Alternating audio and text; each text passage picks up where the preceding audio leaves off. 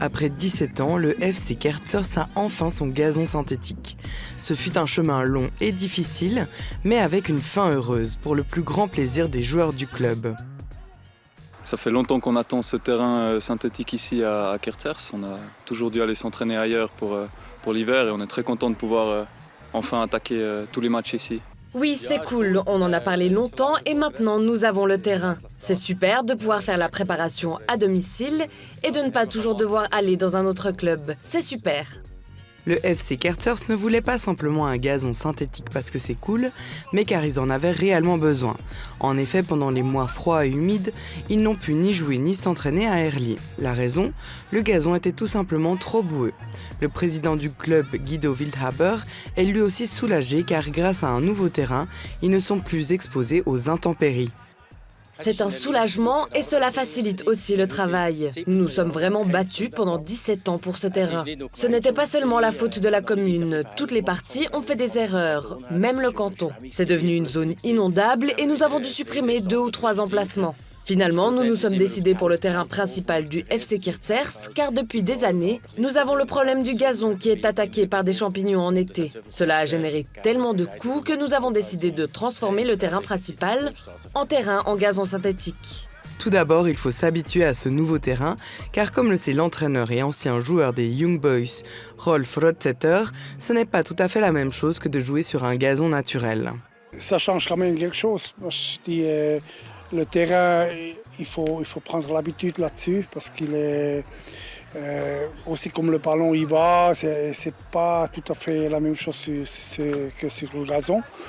Par contre, il est aussi un peu plus vite. Alors ça dépend toujours s'il est mouillé ou ça dépend comment il est le terrain. Et puis là, moi je pense que les attaquants sont quand même avantageux que les défenseurs. Selon le moment où la balle change de bande de gazon, elle change parfois un peu de direction.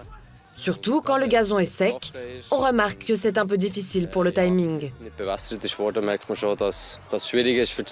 C'est sûrement différent que le terrain naturel parce que voilà, pour les articulations c'est quand même différent. Quand on fait un tacle, ça fait un peu mal au genou au début, mais on s'y habitue. Et voilà, mais on va s'y habituer. On est content, on ne doit plus laver les chaussures. Même si l'histoire a été longue et que les joueurs ont encore besoin d'une certaine phase d'adaptation, le nouveau gazon synthétique n'apporte en fait que du positif.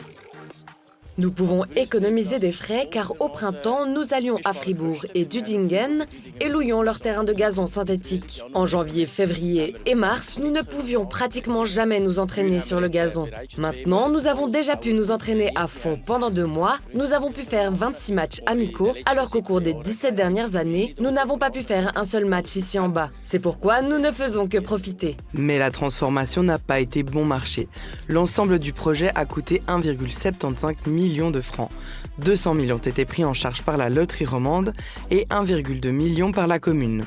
Le club lui-même a payé directement 50 000 francs et doit maintenant verser 20 000 francs par an à la commune pendant 15 ans, soit un total de 350 000 francs. En principe, il n'y a pas de grande coupure. Les 20 000 francs, je peux les calculer de la manière suivante. Je n'ai déjà pas besoin de 10 000 francs pour la location des terrains de gazon synthétique.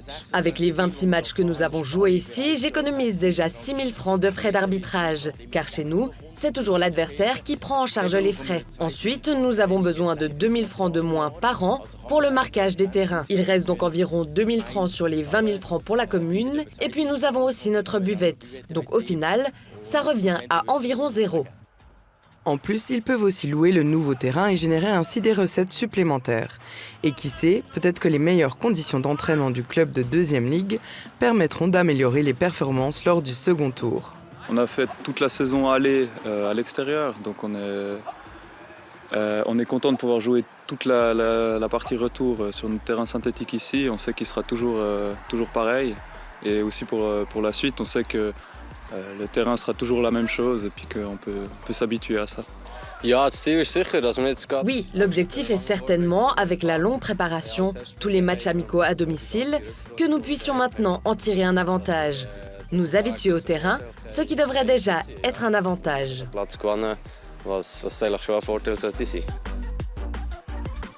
La patience et la persévérance du FC Kerzers ont finalement définitivement porté leurs fruits. Pour le club, l'équipe et l'avenir.